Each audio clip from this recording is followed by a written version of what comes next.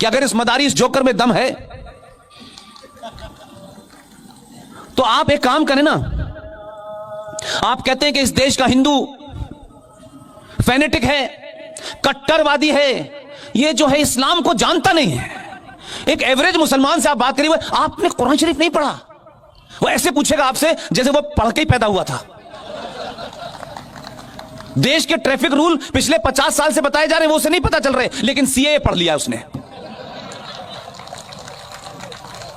यानी कुरान शरीफ किसी लैंग्वेज में लिखा होगा, उसे कोई भी पढ़ सकता है, उसमें कोई मनाही थोड़ी नहीं है कि उसको पुष्पेन साहब नहीं पढ़ेंगे, सिर्फ रफी भाई पढ़ेंगे। लेकिन पुष्पेन साहब पढ़ने के बाद बताएं, नहीं नहीं नहीं नहीं ये नहीं, ये लिखा है। तो तुम क्या मतलब, कौन हो तुम जो बता रहे हो मुझे? तो कुरान को लेकर की भी बहुत सारी बातें हैं, लेकिन हम इतने ईमानदार हैं, हमें लगा इस देश में 30 करोड़ के आसपास मुसलमान रहते हैं। कुछ मुसलमानों का क्लेम है हम 40 करोड़ हैं, और अगर उनका क्लेम माने तो हम है ही नहीं, हिंदुस्तान में वही हैं बस। हमने कहा रामायण क्या है, यह महाभारत क्या है? हम सुनते सुनते थक गए, तब तो हमको पता नहीं चला। और अल्लाह ने हमें ऐसी जगह पैदा किया, न जहां गीता थी, न रामायण था, कुरानी मजीद था सिर्फ। घर के बराबर में मस्जिद थी। स्कूल में बगनबेरिया की डड्डी से मौलवी साहब हमें कलमे याद कराते थे, अच्छे अच्छे को याद हो जाता है, हमें भी याद हो गया। अब हम जब उस कलमों के बारे में बताते हैं तो कहते हैं पुष्पेन साहब आप गलत बता रहे हैं। अब जब सार्वजनिक तौर पे पूछ लो तो जवाब नहीं देते, तो जवाब नहीं देते, फोन करते हैं, तेरी गर्दन काट देंगे। अरे मैंने कहा मूर्खों, जो तुम धमकियां देते हो, जरा कुरान शरीफ के पन्नों को पलटो, उसी में लिखा हुआ है जो आया है उसके जाने का वक्त तय है, जगह भी तय है। तुम्हारी औकात क्या है जो तुम किसी को उसके वक्त से पहले भेज दो? इसलिए धमकियां वही देते हैं जो कमजोर होते हैं।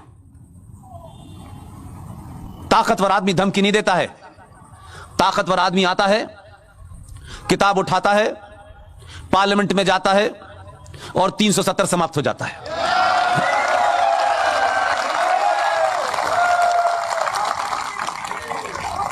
इसलिए यह जरूरी नहीं है कि जो धमकियां दे रहा हो वो बहुत ताकतवर होता है। हमने बड़ी धमकियां देखी, जो लोग निजाम मुस्तफा बचाना चाहते थे कश्मीर में, अल्लाह की हुकूमत बसाना चाहते थे। हमारे आजादी के आसपास के बौने नेताओं ने किन कारण से 370 दी मुझे नहीं पता, किन कारणों से 14 मई 1954 को 35 दी, किन के सामने और किन ब्लैकमेलिंग की वजह से उन्होंने दी मुझे नहीं पता। लेकिन मेरे दौर में मुझे यह पता है कि मुख्यमंत्री ने भी मुझे धमकी दी, पूरे राष्ट्र को देने लगी वो धमकी, और उन्होंने कहा 35 से जो छेड़छाड़ करेगा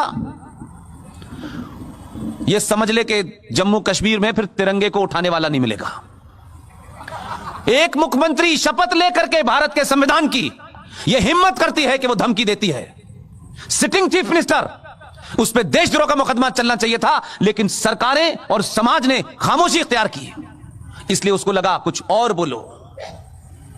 कुछ लोगों ने नजरअंदाज कर दिया, उसने दूसरा बयान दिया मुख्यमंत्री होते हुए।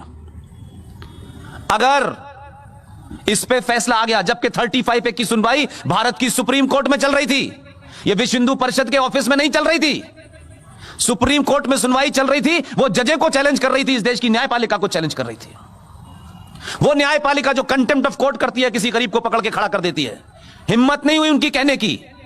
उसने कहा अगर आया तो हम हिंदुस्तान के 1947 जैसे हालात कर देंगे। बहुत लोगों को बुरा लगा। मैंने कहा आपको करने की जरूरत नहीं है, हमने जो आदमी भेजा है वो 1947 से हिसाब लेना शुरू करेगा।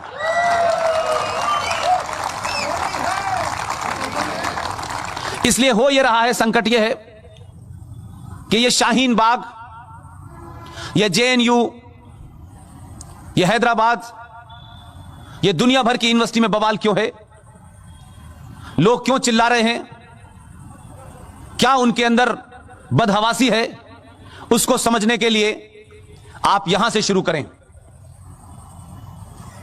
1947 से इस देश में, इस देश के संविधान में, इस देश की संसद में, इस देश की न्यायपालिका के माध्यम से जो एक इनविजिबल सत्ता क्रिएट कर दी गई थी जम्मू एंड कश्मीर से, भारत आजाद हुआ, पाकिस्तान बना, 2 नेशन थ्योरी पे बना, लेकिन उसके बाद भारत की धरती पे आपने जम्मू कश्मीर का एग्जिस्टेंस भारत के संविधान के खिलाफ जाकर के जो धाराएं आपने दी, जो कंसेशन आपने दिए, आपने कहा कि वहां प्राइम मिनिस्टर की मांग होगी, प्राइम मिनिस्टर होगा। आपने कहा वहां के असेंबली की 6 साल की उम्र होगी, अच्छा साहब ये भी हमने माना।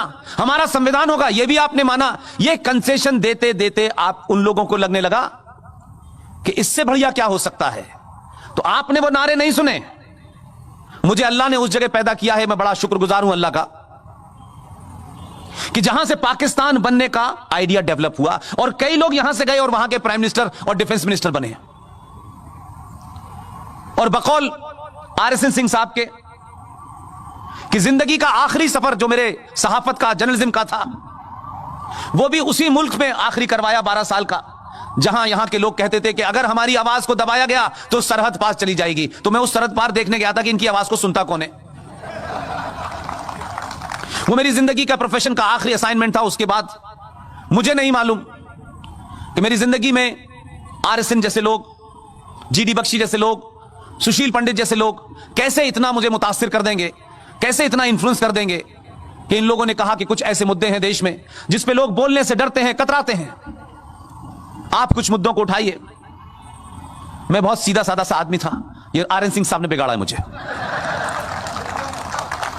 और मुझे खुशी है आज मैं पूरे फख्र से कह सकता हूं कि RN सिंह साहब इस देश के हर बच्चे को बिगाड़ दे तो अच्छा है।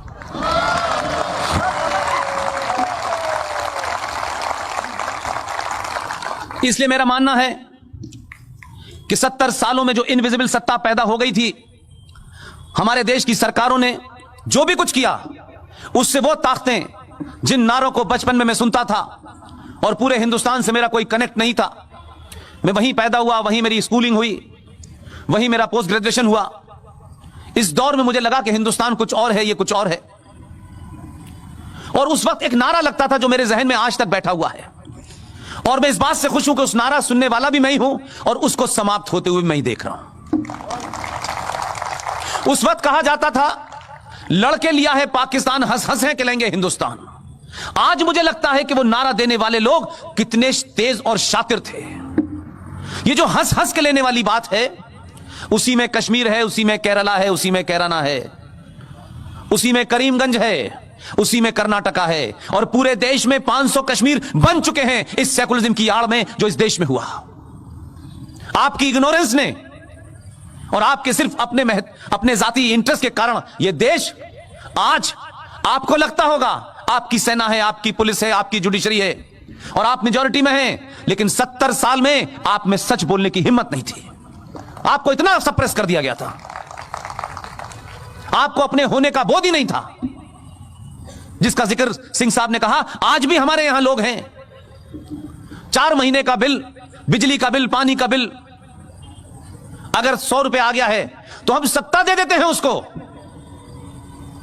अपनी बेटी का हाथ देने से पहले 1000 बार पता करते हैं इसका गोत्र क्या है, यह कहां नौकरी करता है, इससे पहले शराब पीता था कि नहीं पीता था, इससे पहले इतना उसकी जांच परख करते हैं कि वो बेचारा, मैं समझता हूं कि बड़ी मुश्किल से मिल पाता है लड़का। फिर आपको एक लड़के की ढूंढने में, एक लड़की को ढूंढने में सालों लग जाते हैं आपको, तब जाके अपनी बेटी का और अपने बेटे का हाथ देते हैं।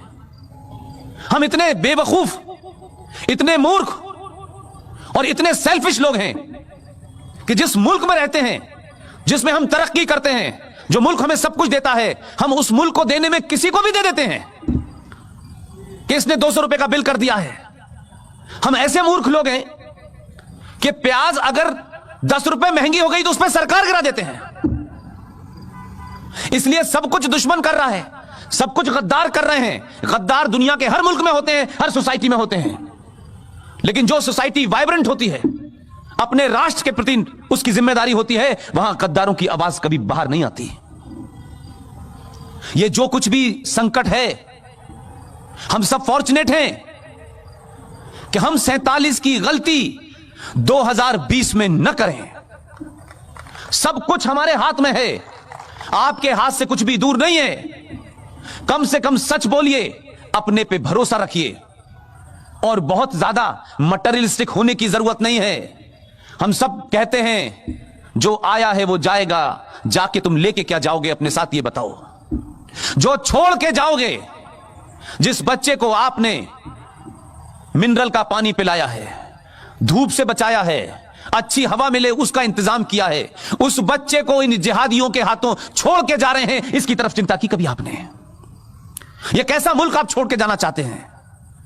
अगर उस बच्चे में पुरुषार्थ होगा तो वो अपने लिए कई बड़ी गाड़ियां खरीद लेगा, कई बड़े मकान बना लेगा, लेकिन अगर राष्ट्र नहीं सेवित होगा तो वो कहां जाएगा? अलग अलग जगह रहेगा। इसलिए जो लोग यहां से चले गए हैं, उन्हें लगता है कि अमेरिका, लंदन, फ्रांस, जर्मनी जाना कोई आपकी विद्वत्ता को, आपकी इंटेलिजेंस को साबित करता हो। तो मैं बार बार उनसे भी कहता हूं, वहां रह रहे हो, तुम्हारी इज्जत इसलिए है कि भारत मौजूद है। यह भारत कमजोर होगा तो कोई तुम्हारी इज्जत नहीं करेगा। पैसा बहुत लोग कमाते हैं, इज्जत बड़े कम लोगों को मिलती है। इसलिए कोई आपके ऊपर कीचड़ उछाले तो यह कह के चुप मत हो जाइएगा कि उछालने दो। यह कहने के कारण लोग आज आपके घर में घुस गए हैं। यह कहने के कारण लोग हमारे फेथ, हम जिस उपासना के लोग हैं, हम जिस पूजा पद्धति को मानते हैं, जो हमारे आराध्य हैं, उन सब के ऊपर भी कीचड़ उछलती रहती है और हम कुछ बोलते नहीं हैं।